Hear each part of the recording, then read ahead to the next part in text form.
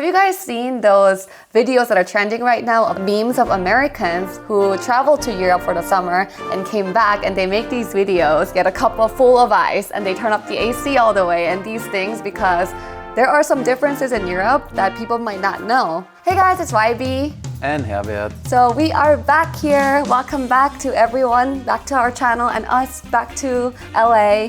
We came back from our trip, long 3 weeks of trip since our German wedding. Hope you guys enjoyed the wedding week vlog. We are going to be posting the honeymoon, the second honeymoon vlog next week. That's gonna be our whole trip. Now that we're back, I thought we would get in and out, something we missed a lot while we were gone. So we thought we would make a video because my husband is German. He was born in Germany, lived there for a very long time, and I can give the American perspective of someone who's been to Europe now over 10 times every year to visit his family and friends. Yeah, I mean, definitely when I came the first time to America 12 years ago, there were some stuff that was overwhelming. Yeah.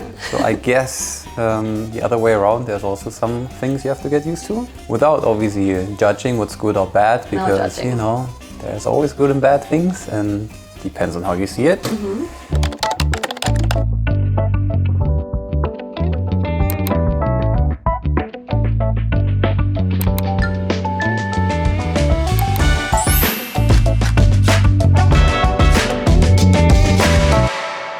Okay, we are in line for In-N-Out right now, so might as well get started earlier while we're waiting in line. Fast food in Europe, it's really not, there is fast food, there's McDonald's, there is probably Burger King somewhere, haven't seen that many. How is it like in Europe when you are trying to get fast food, or do you just not eat fast food very often? We do have fast food, it's not as common. For us, right, in LA, we don't eat fast food that often. But it is nice to have the option, right? Like so many different options. If you want fried chicken, you get Jollibee or KFC. If you want burgers, you get In-N-Out or Habit. We don't really go to McDonald's or Burger King actually, because I feel like that's like the basic fast food. And if we wanted fast food in Europe, that's like really the only options we have. Yeah, one thing I realized when I came to the States is that there's a lot of fast food and less, I would say, privately owned restaurants, like chain restaurants. Yeah, and here you have Olive Garden, TGIFs, like all these big brands that are also everywhere. I think McDonald's especially, the quality in Germany, I like a bit more. That is true. It's more clean as well. Yeah, European McDonald's were way cleaner. They seemed more like a restaurant actually, or cafes even. Here, really convenient, things like there's so much variety. You could go like Mexican fast food or burger fast food or Asian fast food. Panda Express. Panda Express, or like a lot of other things, so that's kind of cool. And it's not to say that like, we should eat more fast food because it's not very healthy, but sometimes when you're traveling, right, or when you're just like going somewhere, you want a quick stop, you want to grab something really quick. What's like Pancake's house and these dine-ins, the diners? Diners, yeah. I really like the diner. In America. Diners here. Yeah. You can literally eat breakfast to dinner. Like Denny's. Like you could eat stuff, and even if you do road trip, it's convenient. Yeah, that's true. And I feel even it's like very American. Yeah. All right, now we are back with the In-N-Out. I'm so excited. So I got animal fries, normal fries. I got the protein style burger and a cheeseburger because I want to eat 2 burgers, but wanted to be a little healthier for the second one. What did you get? I got 2 double doubles. Nice. Double doubles are 2 patties, but the animal fries are the special case. Like, wow, look at that. So fast food, right? We were just saying how there's less options in Europe. Again, it's not a good or bad thing. It's just the major differences you might find. And to continue from the restaurant trend, let's go with the free water. What's up with no free waters in European restaurants? Wow. Also over the years, I learned how to kind of see it both ways. Because initially I was like thinking, well, why would you expect free water? Water costs money. Water is a resource, you know. Water is scarce. Shifting to having it here very convenient that you can get water everywhere because it's kind of important, you know, for people. There you have to pay for a bottle of water. You could ask for tap water, but sometimes they charge for that too. That's true. I saw on the menu last time tap water, €2.50. I was like, okay.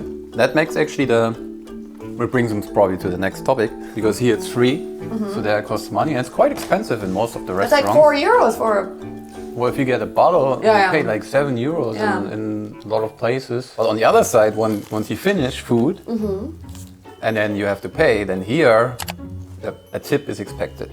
True.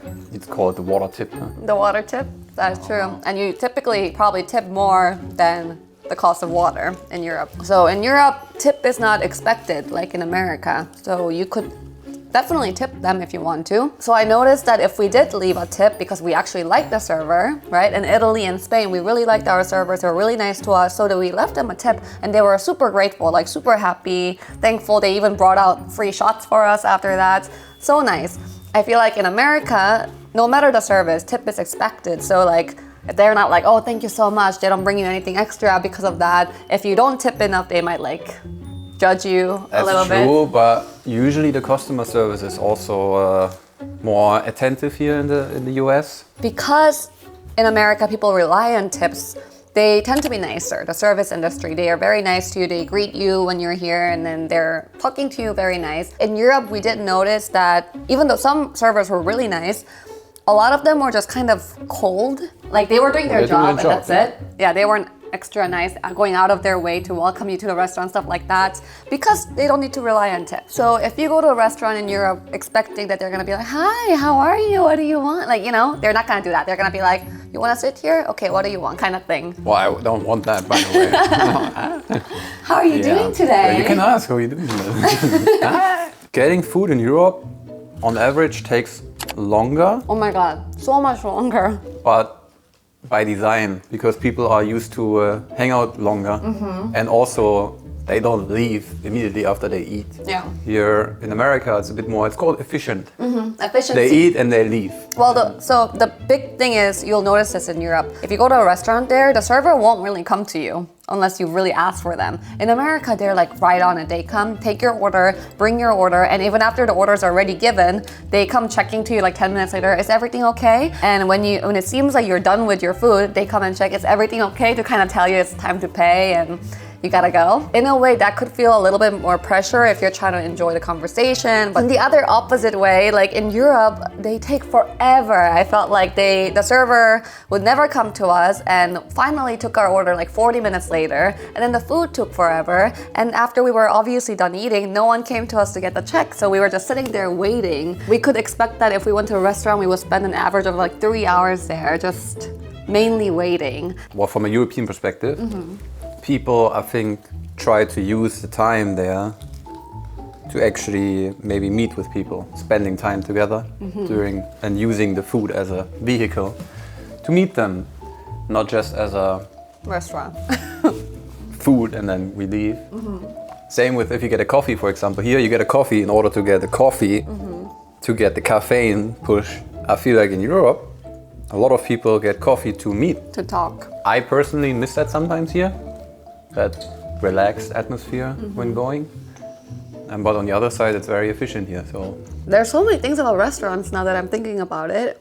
The hours of restaurants, also very specific. We especially noticed in Italy, when we were there, we were trying to eat between lunch and dinner. Because, you know, we're on vacation, we woke up late and we tried to find food and nothing was open. Even a restaurant that was open only served alcohol or like pastries, literally. And the kitchen was basically closed. A lot of the times I was starving and we had to go to a cafe, because cafes, they will serve some like pastries and some other small foods, or you can go to a grocery store to get like snacks. We ended up doing that quite a few times. definitely you have to plan a little more. Yeah.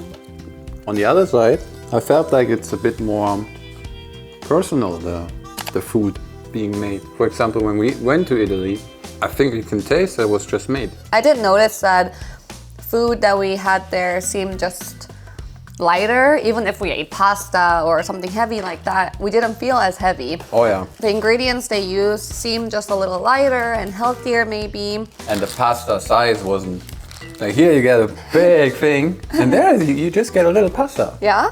That's the meal. But then because we get such a little pasta, we ate all the bread that they gave us. Again, next point, I feel like we were walking way more, maybe because we were on vacation, but also because we didn't have really a choice. Things that you will notice in Europe is that there are so many walkable places. America, I mean, obviously some towns have walkable spaces, but America, I think it's more car driven, where A lot of people just drive cars, especially LA. Everyone goes to somewhere by car. We barely walk to places.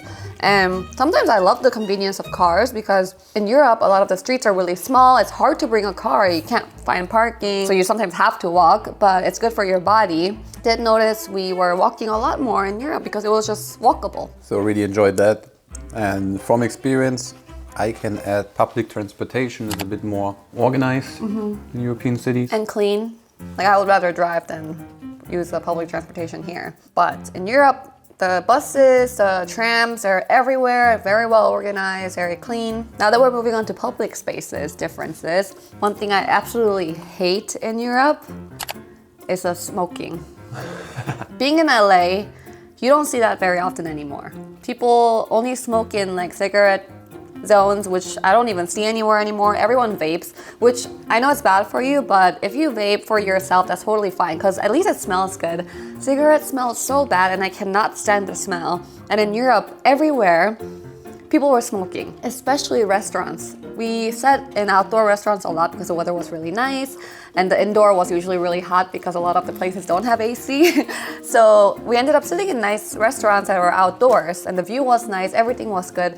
But then people would just start smoking cigarettes while eating at the restaurant. I'm actually okay with people, obviously can do whatever they want. But I do have to agree, have it not in your face all the time. Yeah. How I usually compare it is if you're on the phone and you're talking very loudly, then maybe you go somewhere where you don't bother in that moment other people. And it's similar to smoking because everyone can smoke if they want to. But I don't need to have it right in my face. And usually it's not like I'm sitting there. Usually it's because someone comes in. Yeah. So, because you could argue, hey, why are you going there? It's like, I'm not looking for that. Now that we're talking about people, Oh. how are the general people you meet? So I would say the major differences I noticed as an American is mostly LA versus what I experienced because LA people are very friendly. When you're walking at a park, when you're walking just on the street and you see someone, you usually smile and say hi if you make eye contact. They have no meanings. When you say how are you, you don't expect them to say, oh, I'm actually blah, blah, blah, you know? You don't say that. You just say, how are you? How are you? And then you pass. In Europe, they're generally, I'm not gonna say they're like mean or anything, it's just like they're doing their thing. More reserved. More reserved. Even though I went on a run in Cologne while we were in Germany and I made eye contact with a grandpa as I was running and I said, it just came out, it's like, hello. It just came out because I'm used to it. And then he smiled and said hello back. And I was like, wow. I was always, when someone saying hello, You said hello? said hello, but I never asked, hey, how's your day going? To someone I never met in my life. And I will never understand that. Here it's just like, same as saying hello. How are you? Is hello. Well, I learned that. It's kind of frustrating in the beginning if someone's asking, how's your day going? Then you start talking and this person already left. Yeah. But air conditioning in Europe, there are some, like our hotels had them, but they're not as strong. That's why you see those memes of people coming back to America and turning up the AC like the highest. AC, I guess, is expensive. I'm not sure what it does to the environment. Pretty bad, probably. Maybe that is the reason. And I mean, I'm from Germany, we don't need AC that often. But to be honest, before I came here, I never really, I was used to it. It's a matter of being used to it. Yeah, I think people get used to it, but because even if it's warm, you're still fine. speaking of the environment, actually, I think Europe is way better at taking care of the environment because recycling, for example, is a really big deal there. It should be everywhere, and we do, but in America, it's kind of like you can throw anything in there and no one will care kind of thing. In Europe, they really get serious about recycling. Starts here with they give us so much ketchup, Yeah. which usually don't need. Vacation time is also a big difference, Europe versus America. So apparently in Europe, you get a lot more PTOs, a lot more vacation times given, while in America, it's very limited. That sounds about right. I think the work-life balance is more of a goal for Europeans No, that should be instead the way. of just making the most money. And I would say here in the States, it's more the hustle lifestyle. Hustle. But if you like to hustle. Oh, that brings me to a point actually. And you will definitely want to know this if you're traveling to Europe. Everything's closed on Sunday and after a certain time. They are really strict about their work hours. That's so cute. All right, well, I think we went over quite a few differences between America and Europe. And of course, Europe is a whole continent. It's not just one country. There are so many different cultures. So we're not saying that Europe as a whole is one country that shares all cultural same things. We're just mainly comparing if you are an American traveling to anywhere in Europe, you might notice these differences. And if you're a European traveling to America, you will also notice these differences. Well, as always, if you travel somewhere, you shouldn't expect that it's The same. the same. You can hate it or love it. It's not your home. And that's also a cool thing, to experience new things. Yeah. If I was just like an American tourist going to Europe for fun, I would probably complain about all these differences, right? Because they're just so different, I'm not used to it. But now that I'm seeing his family and friends and seeing it from their perspective and They're normal people. spending so yeah, they're not weirdos. And just like spending so much time there myself, I also see like, oh yeah, they could get used to this. But of course, it would be the best if we could combine the best of both worlds. If you guys notice any major differences that we haven't mentioned between America and Europe, let us know in the comments. All right, well, thank you guys so much for watching, and next week we will be showing you guys the whole trip vlog, our second honeymoon trip. We went all over Europe. It was really fun, and our wedding video will be coming soon as well, so tune in for that. So thank you guys, and we will see you next time. Bye.